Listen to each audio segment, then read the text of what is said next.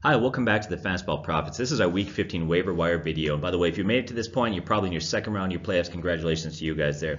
Before we get into the video, I want to take a moment. We always want to thank the subscribers for all of those who have been a part of the community the last 2 years. Thank you so much. We appreciate it. Continue to like, comment, share the videos. Help us to continue to grow the site. And as we continue to do that, every resource we have is going to put back into improving the product for you guys. We're really excited this offseason to make some changes that are going to help you guys in terms of video production, audio, even a website, things like that. So once again, thank you. Help us to continue to grow it. And one more thing, look for a free contest we have coming up here between week 16 and 17. And if you were with us last year, we know exactly what we're talking about. It's the exact same contest, but it allows you to play fantasy football beyond week 17. So it's a lot of fun. It's free, and you can win some free merchandise, so keep an eye on that. Now this week, we're not going to preview a lot of players, less than we normally do. And the reason why is, yeah, there are some talented players out there that are showing potential, but ultimately you can't trust potential in week 15, the second round of the playoffs. You need to have guys that you can trust there. And most teams that have made it this far, you did so because you got a deeper bench. You're going to be fine. And we'll deal with some players that maybe we would maybe caution you against, guys that you might be considering. Finally, contextualize this information for your league. Every league is different, so understand. If you have specific questions, put them on the bottom of the video, and we will try to answer them for you. So, are we ready? All right.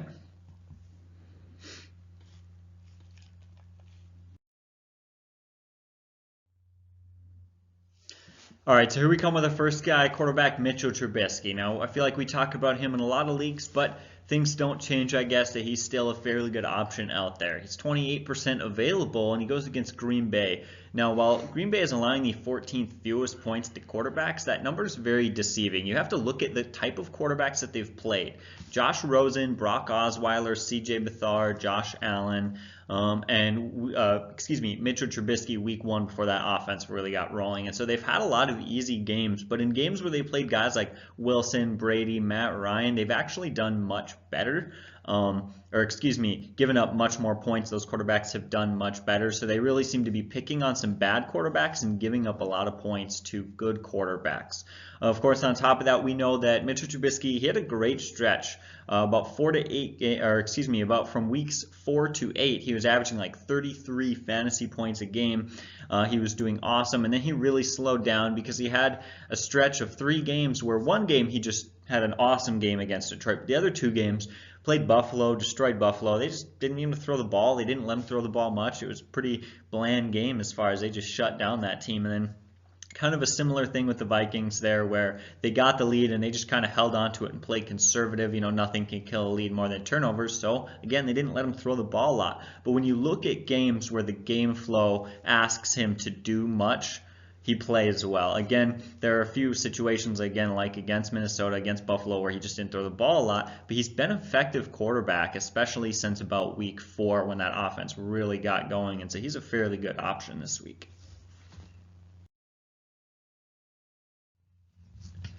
Another guy out there that we've talked about quite often who's still pretty readily available out there is Jameis Winston, 36% available out there. Now, since he's got his starting job back in the last 4 games, he's had a total of 8 touchdown passes to 2 interceptions. Now, Sunday's interception that he had, if you watch that game, it was late in the game. It was near the last play of the game there. It was kind of a desperation throw. And so he's really cut down his turnovers. He's playing much better as of late. In the games that he has started this year, he's averaged 24.5 fantasy points per game. This guy's a former first-round pick, first overall. He has talent, he has skill, and he's capable of some big games there. In fact, early this season, he finished one game with 39.7 and then also 31.3 fantasy points. In those weeks, he finished first and third in quarterback scoring. So once again, this guy's got potential. As a bonus, he's athletic. He can use his legs. Last 2 games, one game he had 47 yards rushing, the other game he had 48 yards rushing. And another bonus for him is that those Tampa Bay wide receivers are pretty talented. He's got some good weapons around them there. So everything looks like a guy you can trust. Although I would say this, that the matchup he has this weekend is concerning for me. And so I like Jameis Winston quite a bit. If you watch our videos, I talk about him a lot. But he's playing the Ravens, who allow the 4th fewest points to quarterbacks. Now, Sunday, Pat Mahomes did get some yards on him. He threw for 377 yards. Well, one, that's Pat Mahomes, and Pat Mahomes is a great quarterback. 2, that Kansas City offense is much better than the Bucs offense there. And if you actually watch that game, there were stretches during the game where Pat Mahomes and that offense really had a hard time. Those yards did not come easy, and so it's concerning. If you look at the Ravens defense, they've actually gotten better and better as the year has went on. Lately, shutting down quarterbacks like Matt Ryan, Derek Carr, and Ben Roethlisberger. Another concern I have is it's a road game. They're playing in Baltimore in a game that the weather could be bad, and it's a game that Baltimore needs to win if they have any hopes of making the postseason. I like Winston a lot. He's available in many leagues out there. He has a high ceiling, but he also has a low floor. There's risks that are attached to him, and so if you're going to use him, if you feel like you need to go that route, buyer beware.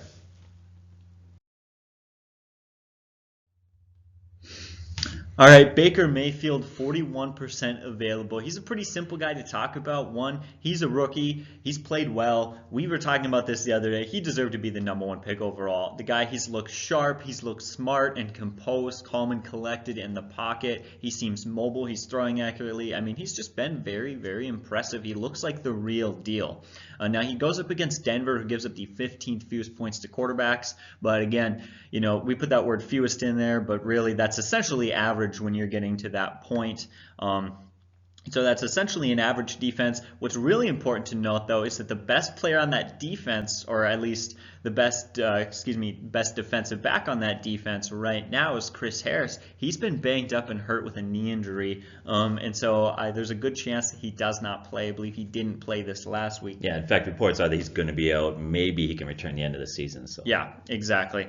And so that's huge benefit, because a lot of that, what has their defense, stopping quarterbacks a bit more, is that he's been in, and now that he's out, that definitely opens up the door for an easier matchup, and that's very important to note. On top of that, in the last 7 games, Mayfield has 15 touchdowns. He's played well. Now, there are a few bad things. The game is in Denver. It's going to be cold. It's going to be loud, a very noisy road game, and so this does definitely have, playoff implications.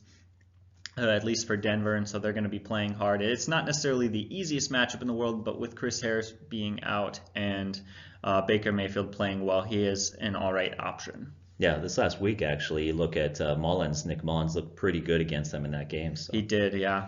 And we'll talk about him more later. So I want to talk about Dak Prescott, who's 44% available. I actually picked him up this week. I needed him, and I was looking ahead of his schedule. Now this week he plays the Colts, who give him the 14th fewest points to quarterback, and Dak Prescott is 44% available, like I previously mentioned. So for about half of you out there, he's going to be on the waiver wire.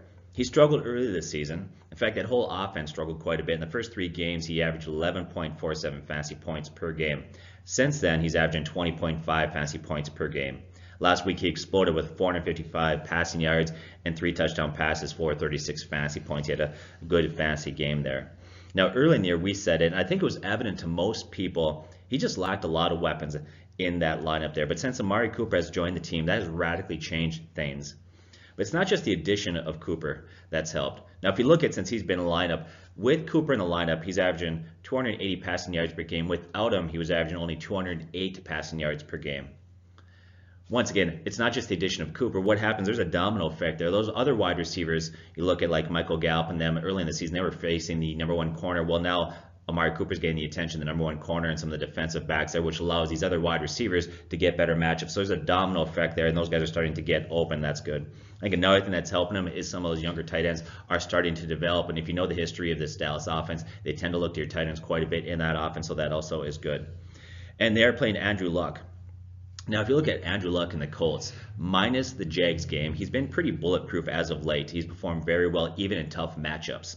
And so even though the Dallas defense is playing well, I expect that Andrew Luck's going to be able to move the ball, score points, and that's going to force Dak Prescott to have to throw the ball there.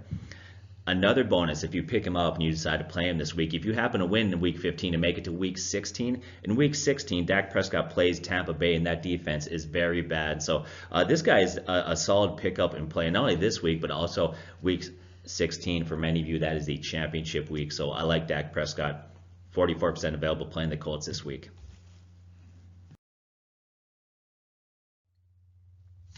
All right, now we come to the Baltimore Ravens quarterback situation, Joe Flacco and Lamar Jackson. Now this week they play Tampa Bay. As you mentioned, they're a bad defense. They give up the 5th most points to quarterbacks, and so that is definitely going to be a huge benefit for them.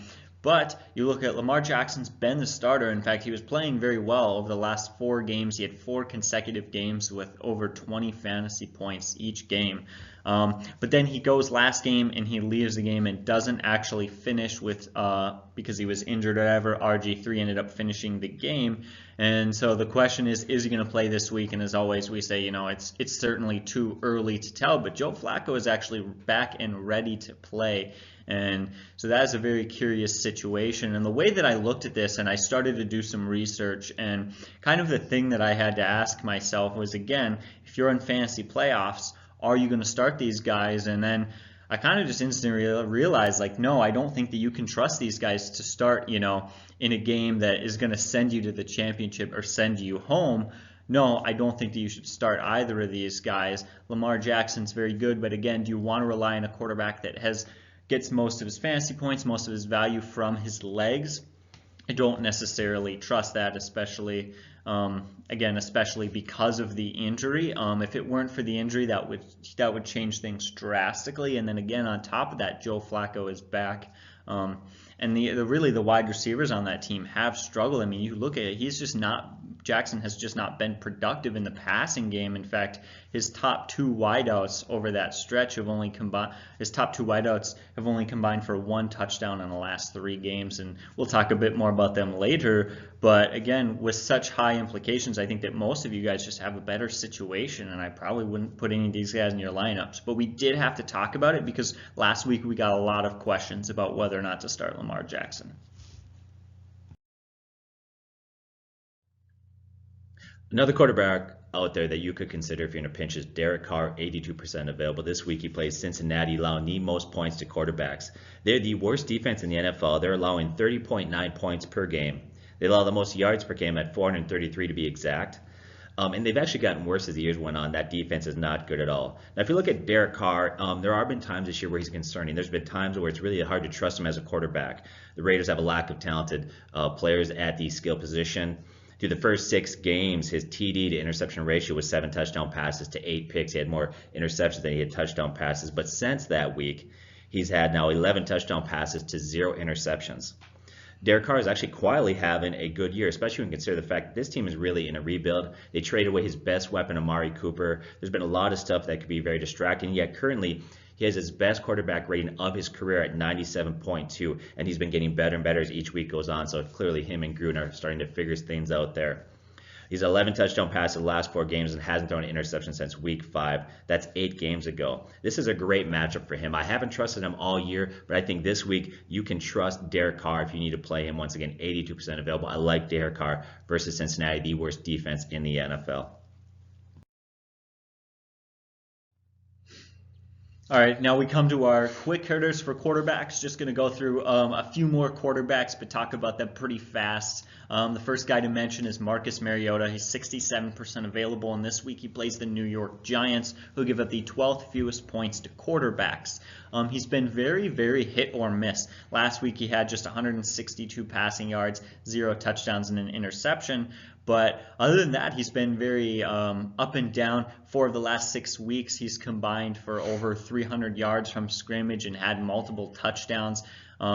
He's played very well or played very bad. I know just a few weeks ago, played Indianapolis and only threw for 85 yards and 0 touchdowns. But then you look at he plays Houston, has 303 yards and 2 touchdowns. I don't necessarily trust him, but if you're in a very deep league, a 16-team league, he might be a gamble worth taking. The Giants are certainly going to put up some points on them. At least I think so. And so I think that'll force Marcus Mariota to put some points on the board. So I know another guy that people are looking at there is Josh Allen, quarterback for the Bills, who is 86% available. He's playing Detroit, who are allowing the 13th most points to quarterbacks. Now, as far as throwing the ball goes and being a quarterback, he's got a long way to go to become a quality quarterback in the NFL. Undoubtedly, you watch him. He's definitely a project there. Another thing I think that's concerning for him is the Bills don't have great weapons. Their best wide receiver is Zay Jones, and so they have well below average wide receivers. But his athleticism makes him great. His legs make him a relevant fantasy player. In the last 3 games, his rushing totals have been 9 carries for 101 yards, 9 carries for 135 yards, 13 carries for 99 yards, and during those same 3 games, he's had 2 touchdowns. During that same 3-game stretch, he's averaged 27.79 fantasy points per game. So that all looks like he's a guy that you could probably play and roll with. Here's the concern. Here's where I look at him. He is a rookie, and so he's high risk, high reward. If you play him this week, once again in the playoffs, you're going to roll the dice. You could look like a genius rolling out Allen playing, he has a great week, or you could be kicking yourself in the butt for taking that chance and rolling the dice with him. So he's another guy that has high upside. He's got a high ceiling but a very low floor. It's kind of risky. For me personally, I'm going to try to look elsewhere. Hopefully you position yourself in a way that you won't have to depend on guys like that have so many question marks. All right, another guy that I really like this week is Nick Mullins. He's 93% available and he plays Seattle. Now, this is very deceiving because Seattle gives the 12th fewest points to quarterbacks, but that number was skewed by how they played very well at the beginning of the year and they have struggled severely lately. Over the last 6 games, quarterbacks are averaging over 22 fantasy points per game on them. On top of that, Nick Mullins has played well. Last game he threw for 332 yards and 2 touchdowns. And 2 games ago, the last time he played Seattle, he threw for 414 yards and 2 touchdowns. He's been playing very well. He played well last time he played them, and that defense has actually just given up a lot of points to quarterbacks. So Nick Mullins is actually a pretty good, but as you mentioned, risky option this week. Yeah, you look at Seattle, I think those numbers were buffeted or padded, I guess you would say, early in the year. They played some quarterbacks that weren't very good. So we look at those defensive and offensive rankings. They allow, let's say, the 13th most points or the 12th fewest points. You got to go into the game logs sometimes and study the game logs. If you study the game logs for the Seattle defense, they played some bad quarterbacks. So here's some quarterbacks we think you just simply avoid. Matthew Stafford, he's 36% available, but he's playing the Bills, allowing the fewest points to quarterbacks. He has struggled since week 8. He's lost Marvin Jones, Golden Tate, Kerryon Johnson has been out, and that's just crushed him. Sit him and don't think twice about that. Another one I think you need to sit is Eli Manning, 79% available versus the Titans, allowing the 6th fewest points to quarterbacks. They're an extremely underrated defense there. Eli's been average at best. He's been inconsistent, and he could be without Odell Beckham. We'll have to wait and see on that one. Case Keenum, another guy I'd stay away from, 80% available versus the Browns. Now, the Browns are allowing the 15th most points to quarterbacks.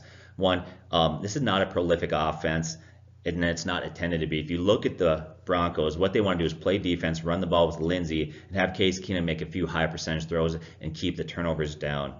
In the last 7 games, he's only got 8 touchdown passes. That just tells you what you're working with there. And he lost his best wide receiver, Emmanuel Sanders, and they trade away Demaryius Thomas once again. I would just stay away from Case Keenum. I'd also stay away from Ryan Tannehill. 94% available. He plays the Vikings, allowing the 8th fewest points to quarterbacks.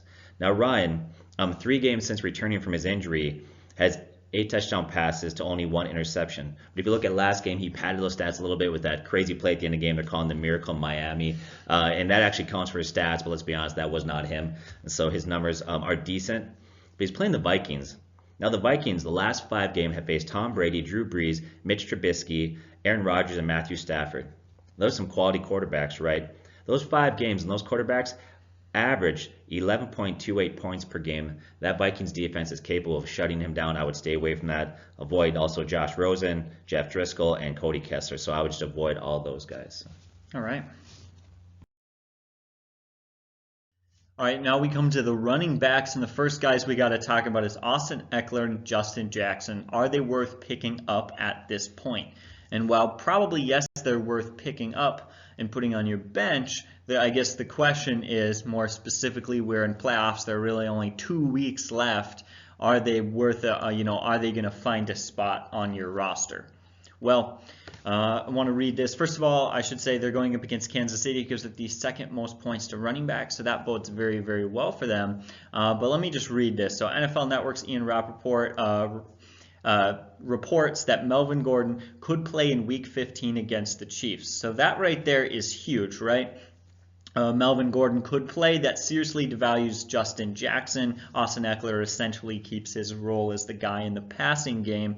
But things get very tricky because he has not practiced this week and it's a short week. Now that makes things really interesting. Because it's a short week, they're not going to do full practices. They're going to go through some schemes, and he's not really going to have an opportunity to, quote unquote, play football. They're going to go over some things and work on their game plan because they don't have much time until the game. And that means that he's probably going to play. It really does look like he is going to get in there and get some time, but this is not, they're going to make the playoffs. I don't think that they want to hurt him. I think they want to work him back. What I imagine is going to happen, what I feel very confident is that Melvin Gordon's going to come in. He's going to get some carries and some time.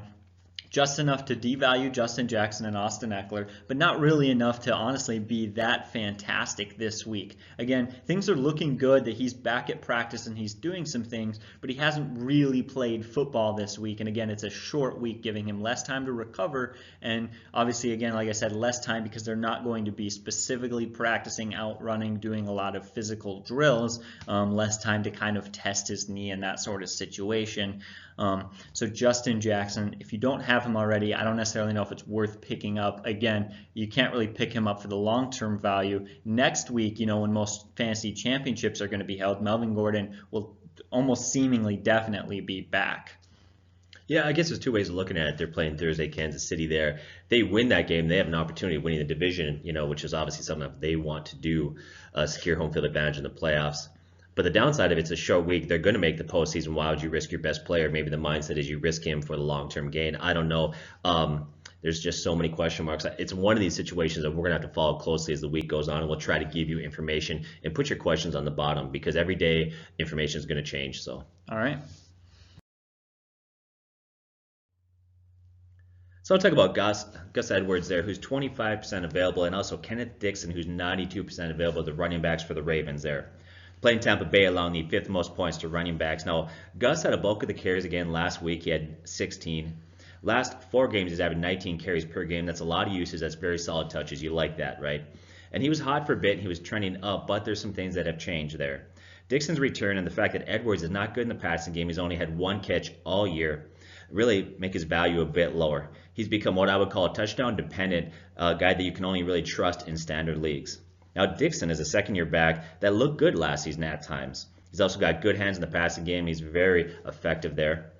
Now, the first game this year, he played decent. He had 13 carries, 44 yards, and a touchdown, but he got injured. Then he returned. Well, since he returned the last 2 games, each game he's had 8 carries. And those 8 carries have totaled 96 yards, 6.0 yards per carry, and a touchdown. He also added in those 2 games 2 catches for 27 yards. He has more versatility than Gus, so I expect his role is going to expand there. With that said, even though it's become a little questionable, probably the best thing at this point for Gus would have been that Dixon didn't return. With that said, this matchup is really too good to miss out both of these guys. Once again, you look at Gus Edwards, 25% available. Kenneth Dixon, 92% available versus Tampa Bay allowing the 5th most points to running backs there. So I think they both have some value going into this week. All right, now we come to the 49ers running back situation, and that is essentially Matt Breida and Jeff Wilson. Now, Matt Breida is 18% available, and Wilson is 39% available. And the one I want to focus on is Wilson. Again, at 39% available, you should be picking him up. He goes against Seattle this week that gives up the 11th most fantasy points to running backs, so of course, that bodes very well. While Breida may come back this week after missing a couple of weeks due to an ankle injury, Breida very well might not be back because of how well Wilson played. They might just want to keep Breida out to see how well Wilson can finish out or how well he can keep going. On top of that, Breida has been struggling with tons and tons of injuries. If it's not an ankle, it's a back, a shoulder, a head. So there seems to always be something wrong with him. But again, let's talk about Wilson. How well has he playing? Well, last game he had 23 carries for 90 yards. 3 weeks in a row, his carries haven't increased from 7 carries to 15 and then 23. And then on top of that, last week he had 8 catches for 73 yards, showing just how effective he can be in the passing game. Again, we talk about how important it is in the modern day NFL system for running backs to be able to catch. That is magnified by the fact that he plays for the 49ers and Coach Shanahan, because he absolutely loves running backs who can catch the ball in the backfield and do things like that to help that offense out other than just being a pure runner. So I like Jeff Wilson as a solid pickup. Of course, if Matt Breida plays, that definitely decreases Wilson's value, but you should pick Wilson up and then sit and see, because if he doesn't, Wilson's a good start this week.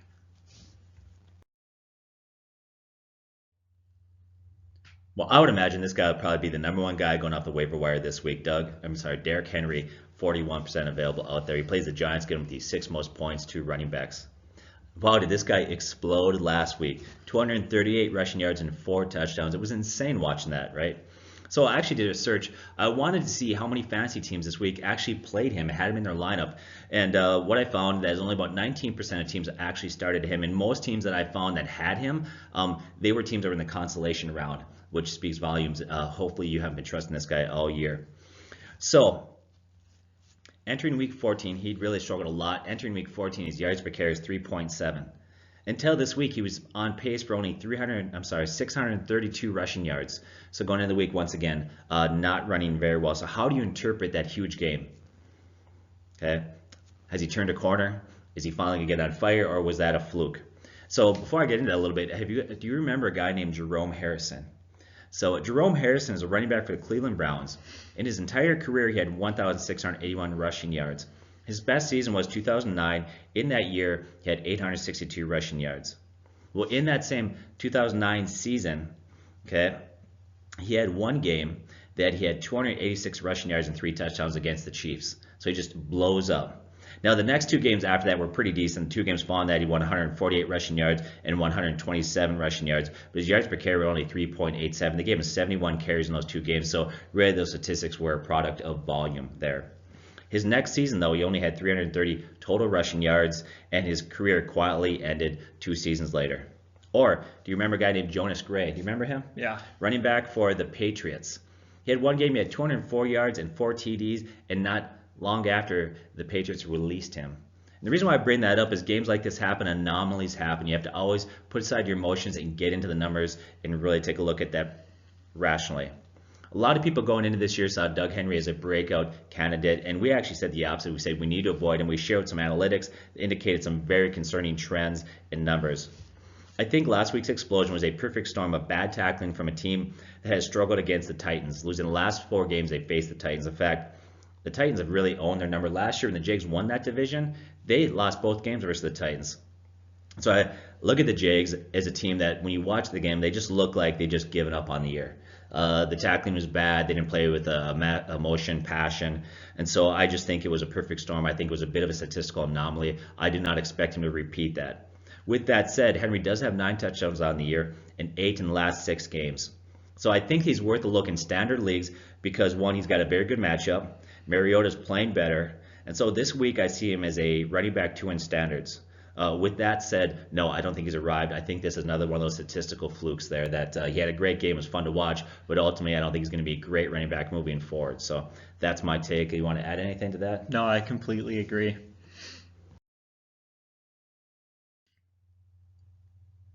All right, now just like we did for the quarterbacks, we're going to do some quick hitters, and the first guy to mention is Theo Riddick. While he does play the Bills, who give up the 10th most fantasy points to running backs, I think you absolutely need to avoid this guy. For one, he has no value in standard leagues. Everyone knows this is pretty obvious, but he's a PPR specialist. However, that being said, even in PPR leagues, he just hasn't played well. Over the last 2 games, he's only averaged 10 touches a game, which really isn't great. There's a very possible chance, or a very good chance, that Kerryon Johnson will be returning this game, which almost depletes all of his value. And on top of that, Theo Riddick has not scored a single touchdown all year long. If you're in the game to go to the championship in your fantasy league, are you going to start a guy that hasn't scored all year long? Absolutely not. Theo Riddick should not be in your lineup, and you should not be picking him up. So I want to take a look at 2 running backs for the Oakland Raiders. One is Jalen Richard, 53% available, and Doug Martin, 48% available. They play Cincinnati, allowing the most points to running backs. We've talked about how bad that defense is already. Now, Doug Martin's going to get a lot of carries in this game. In fact, if you look 7 weeks in a row, he's had double-digit carries. During that same 7-game stretch, he's averaged 13 carries per game and 54 yards. In the last 3 games, he's also had touchdowns. I think Martin's a good standard play, but he loses value in PPR leagues. Now, Jalen Richard is very good in passing situation. He's got 57 catches on the season. He's a very similar back in terms of style of play, size, things like that, to another back that the Bengals faced last Sunday, and that is Austin Eckler, who had a very nice game versus them. He had 15 carries for 66 yards, 4.4 yards per carry, 2 catches for 28 yards and a touchdown. I see Jalen having a similar game, but probably less carries, but more targets and catches. Another guy to consider out there is Damian Williams, 83% available, the running back for the Kansas City Chiefs. Now, last game he had 2 touchdowns. Now, if you look at Ware actually looked better running the ball in this last game, although he did hurt his shoulder. We need to monitor that. The only way I consider Damian Williams as a guy that you could trust is if Ware were to miss some time there. But once again, Williams did have 2 touchdowns. And if you go back to when he played for the Miami Dolphins, this is a guy that was very effective in the passing game there. So in that offense, ability to catch the ball in the backfield, I think you could see an expanded role, especially if Ware misses sometimes with a shoulder injury there. So monitor that. Another one out there is Elijah McGuire, Jets running back, 93% available, versus Houston, who gives up the 9th fewest points to running backs. Now, Crowell left the game with a foot injury, and he's been dealing with foot injuries for weeks. He's missed a ton of practice time there. There is a chance that Crowell's out and Elijah McGuire becomes the number 1 back going into this week. I think he's a desperate play, though, and the reason why is that Texas defense is solid, so he's probably not a good play, probably somebody that you need to avoid. Then another one out there that you may be tempted to look at is Isaiah McKenzie, 99% available, and Chris Ivory, 96% available, the running backs for the Bills. They play Detroit. Now, McCoy left the game with a hamstring injury. Now, if you look at Ivory, he's only had value in standard leagues. He's touchdown dependent. McKenzie did show some nice hands and was effective in the passing game with 4 catches for 47 yards. Some sites actually have him listed as a wide receiver. With that said, I still think there's a lot of question marks there. Guys, if you're really desperate, you could play, but this is week 15. It is a postseason. Do you really want to hang your hopes on guys like this? Probably not.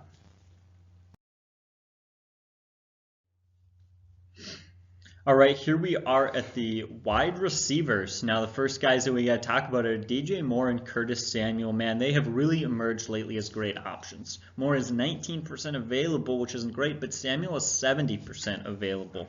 They go up against New Orleans this week, who gives up the most fantasy points to wide receivers, so that's absolutely a matchup to capitalize on this week for sure. Of course, the Saints offense started slow, probably a little bit of a carryover from struggling against Dallas and having just an awful game that game. But other than that, they have been unbelievable this year. In fact, they are still scoring 34 points per game, which I think bodes very well for Carolina for these guys' fantasy values, because Cam Newton is going to have to throw the ball so much because they're going to be forced to score some points. That defense is not the Carolina defense that we saw go to the Super Bowl a few years ago. They're not that great. On top of that, I think a lot of people saw Curtis Samuel was starting to play better, but Devin Funchess was out. And when Funchess comes back, he'll probably take his role back. But that certainly hasn't been the case. In the 2 games since he has been back, Funchess has only had 1 catch in those 2 games. Samuels and Moore clearly seem to be the top 2 wide receivers in that team. Moore in PPR leagues has double-digit fantasy points 4 games in a row. He is definitely the number 1 receiver on that offense, and he looks very great. While Samuel is not quite as good, doesn't have quite as much value, he's certainly seen an increase in production.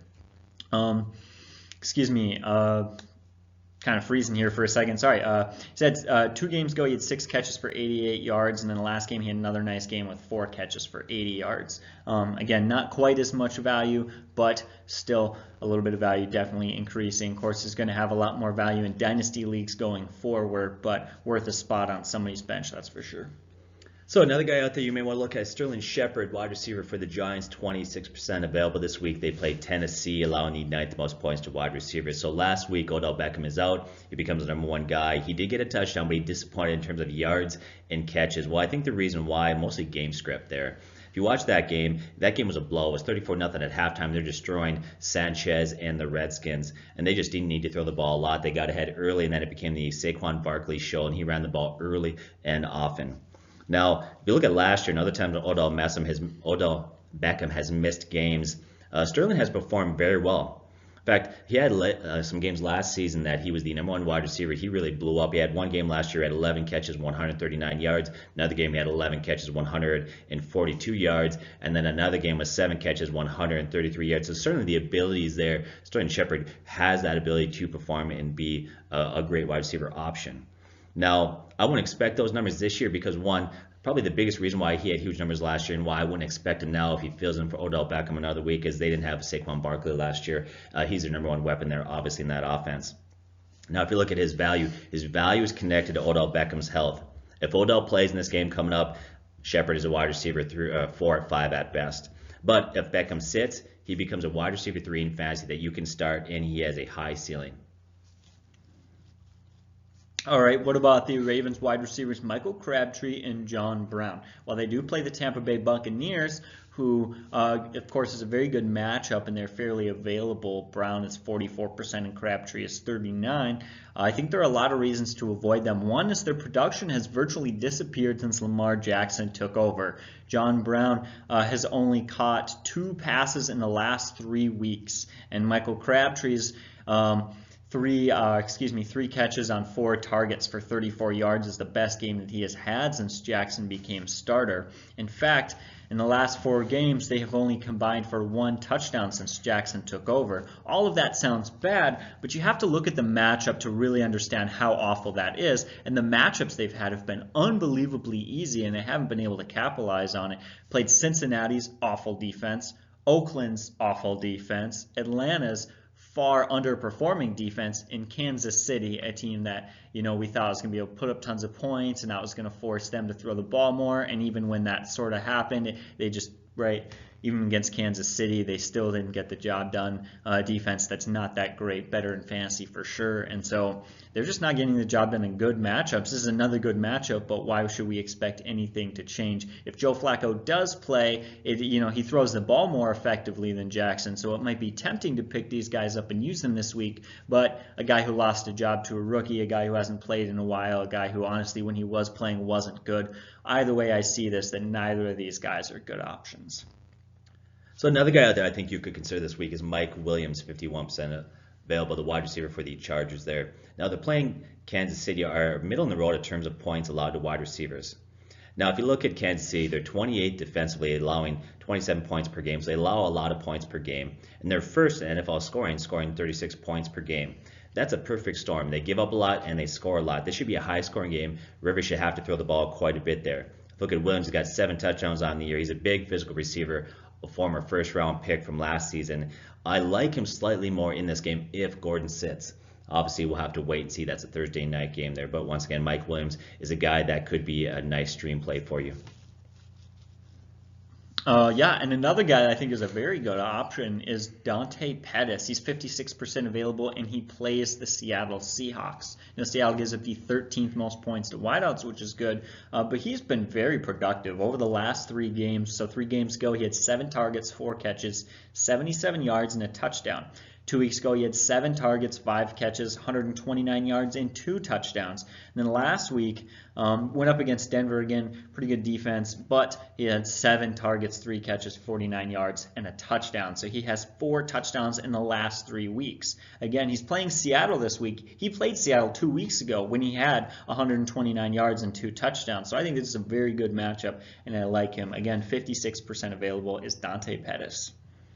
So another guy out there is Jordy Nelson, 56% available. I actually picked him up last week and used him to beat you as a guy that I had to stream because of some injury issues there. Now this week, Jordy Nelson plays Cincinnati. That defense is the worst in the NFL, but statistically, they're not as bad against wide receiver. They're only giving up the 14th most points to wide receivers. So why is it that this defense is the worst in the NFL, giving up a ton of yards and points, but against wide receivers aren't that bad? Well, it's very simple. If you study it, what you'll find is this. They've been blown out by a lot of teams that in the second half of those games, they throw less and they run the ball more. And that lack of volume gives them the impression that they're decent against wide receivers. The reality is they're not.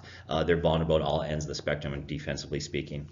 Now, we talked earlier about Carr's improved, Derek Carr's improved play there. And now you add to that, Jordy Nelson is healthy again. Suddenly he has fantasy value. Now, in the preseason reports that come out of Raiders camp that he looked good, that he was quick, he was fast. So there's a lot of things that bode well. And then there was a stretch earlier this year where he had 3 games in a row with a touchdown. In one of the games, he had 6 catches, 173 yards. 2 weeks ago, he had 10 catches for 97 yards, and he followed it up last week with 6 catches for 48 yards. This is a great matchup. He's trending up. I think he can safely be started as a wide receiver 3. Once again, Jordy Nelson, who is 56% available. All right, some other guys are Anthony Miller and Taylor Gabriel. Both happen to be 67% available. They go up against Green Bay, who gives up the 7th most fantasy points to wide receivers. But I don't think that I would be too excited to pick them up. Of course, you may have to, whatever. But Anthony Miller has just 4 receptions and 42 yards combined in the last 3 games. We expected that to change in a good matchup against the Rams, where we thought they might have to score some points. Their quarterback was back, but you know what ended up happening? He had 1 target for 0 receptions, no yards, no scores, nothing. Taylor Gabriel's had similar fate.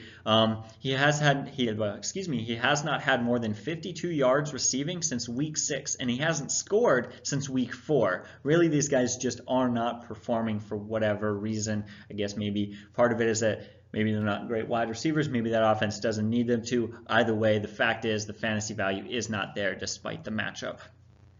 So we'll talk about Randall Cobb. The Packers wide receiver is 67% available versus the Bears along need 10th most points to wide receivers there. Now, earlier this season, he torched him for 9 catches, 142 yards, and a touchdown.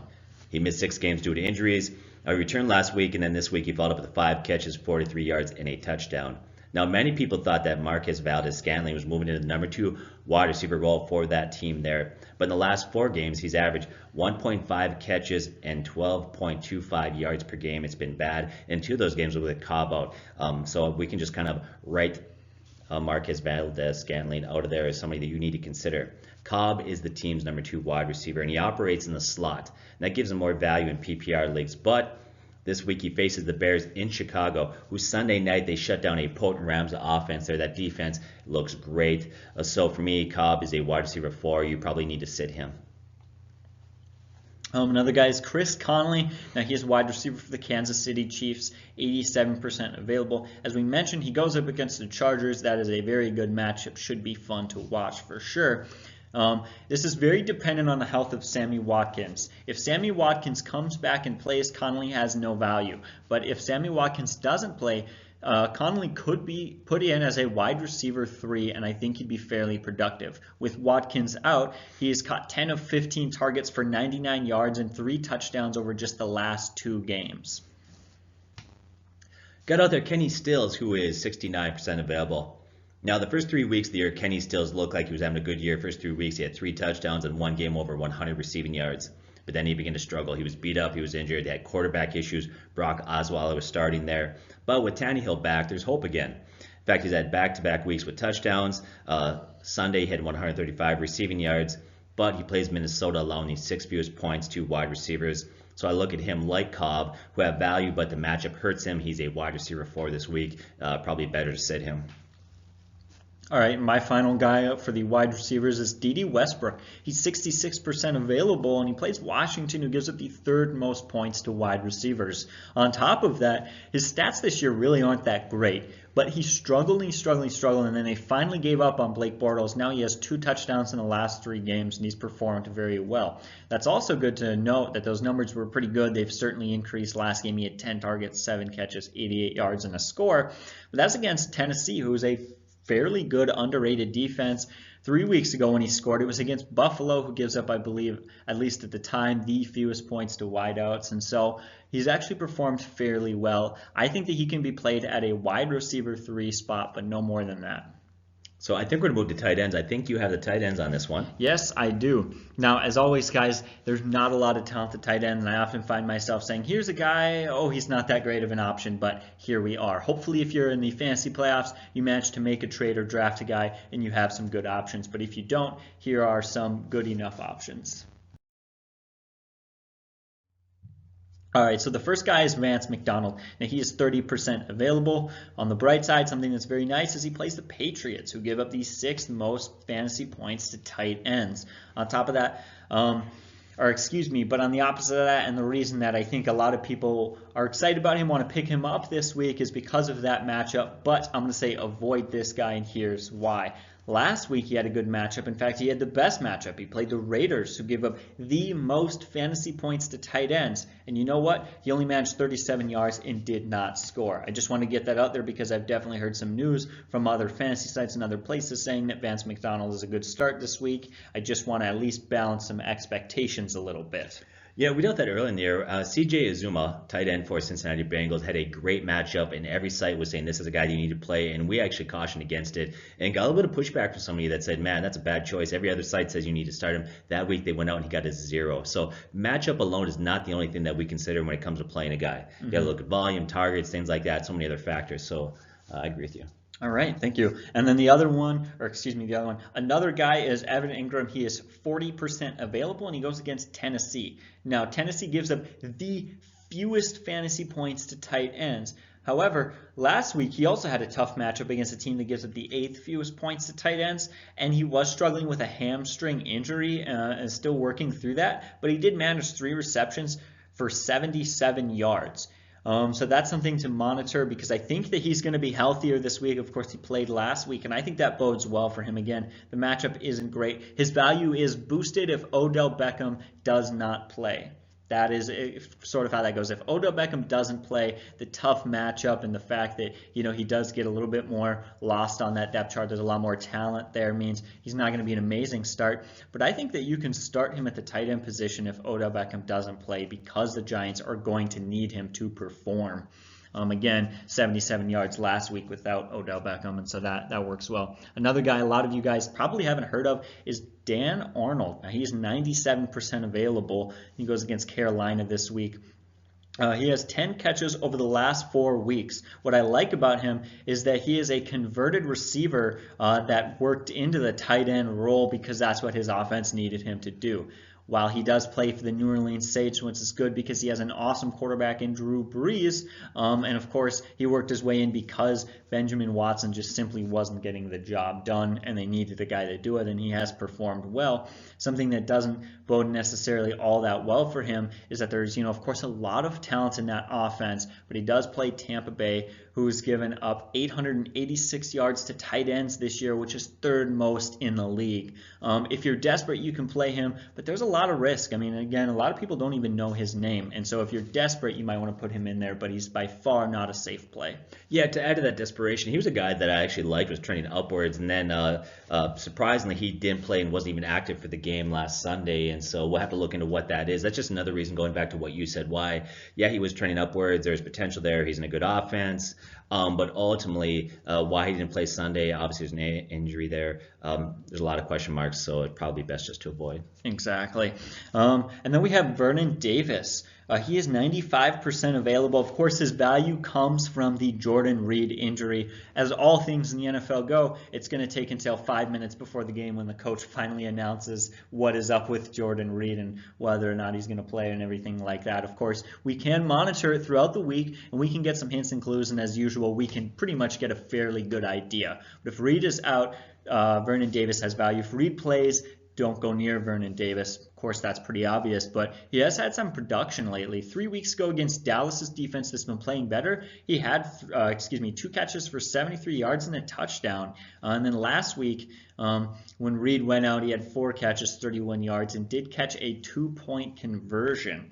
Plays Jacksonville, who gives up the 15th most points to tight end, so that is certainly not a terrible matchup, although that defense has also been playing very, very well lately. Yeah, I would say in that one, if Sanchez starts, I would avoid. Hopefully Josh Johnson gets the start there. It's hard to believe that, but certainly seems he will. And then finally, Ian Thomas. He is 93% available, and he plays against the Saints. Now, he has actually played fairly good lately. 2 weeks ago, he had 5 catches on 5 targets for 46 yards. And then the game after that, he had 11 targets for 9 catches and 77 yards. The Saints do give up the 5th fewest points to tight ends, but I think that he has some value in a PPR league if you're desperate for a tight end position. Like I said, none of these guys are great options, but it feels like that's the case with everyone at the tight end position this year, unless you got one of those few guys, so hopefully you manage to get one of them. But again, with 9 receptions last year, PPR league might be a guy to plug and play this week. Let's talk about some quick defenses that are fairly readily available that you may want to consider. One is the Baltimore Ravens, 30% available. They play Tampa Bay allowing the 6th most points to defenses. Now, Winston has improved lately, but with that said, it's still a good matchup. Another one out there is Seattle, 31% available out there. Playing San Francisco, giving up the 3rd most points to defenses. And back in Week 13, when they faced them, they scored 16 points. So that's another matchup that's solid there. There's Tennessee, 40% available, playing the Giants, who give up the 12th most points to defenses. For me, Odell Beckham's health in that game will determine if he's out. That makes it even a better matchup. Then you have Atlanta, 94% available. Atlanta hasn't been good all year defensively. They've got a few guys back now. They're getting healthy, and they play Arizona. Josh Rosen has really struggled this year. And then the final defense that you may want to consider that's readily available out there is the Saints defense is about 50% available there in most leagues. Playing the Panthers, who give the 7th fewest points to defenses. But something to consider is the Saints, okay? Four times in the last 7 games had double-digit points for fantasy. Since week 8, they're averaging 10.5 fantasy points per game. And then the last 5 games, they had 24 sacks and 12 turnovers. So that Saints defense has really begun to turn things around there. Once again, they're about 50% available. So just some things to consider there. Anything you want to add before we close it out? No, that sounds good. Those are definitely some good options. Guys, as always, thank you so much for watching. And again, leave a comment, guys. Again, we talk about these guys, but it's really hard. We need to contextualize it with the options that you have. And so just let us know what's going on in your league, and we'll make sure to give you some in-depth advice. Thank you so much for watching. God bless you. Have a great day.